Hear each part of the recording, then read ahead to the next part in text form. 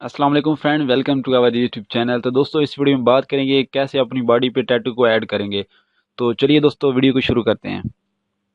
मैंने ऑलरेडी एक पिक्चर को ओपन किया है, इस पिक्चर पे हम टैटू को लगाएंगे। वीडियो को कंप्लीट देखें ताकि आपको कंप्लीट समझ आए कि आप बॉडी पे कैसे टैटू को ऐड करेंगे। तो मैंने एक टैटू भी डाउनलोड किया हुआ है और यहाँ पे रखा हुआ है। सिंपली आपने ये करना है, यहाँ पे इसको ड्रैग करना है, ठीक है। ड्रैग करने के बाद यहाँ जिस जगह पे भी आपने लगाना है इसको, वहाँ पे इसको छोड़ देना है, ठीक है। तो यहाँ मैंने अगर इसको लगाना है तो सिंपली यहाँ पे मैं छोड़ देता हूँ इसको, ठीक है। तो ये करने के बाद यहाँ पे एक ऑप्शन दिया साइड पे नॉर्मल, यहाँ पे क्लिक करना है। क्लिक करने के बाद यहाँ पे एक ऑप्शन दिया मल्टीप्लाई, इसको क्लिक कर देना, ठीक है। तो ये जो है बैकग्राउंड इसका चेंज है। पहले इसकी ये पिक्चर थी जेपीजी, तो अब ये पीएनजी फॉर्मेट में चेंज हो चुकी है।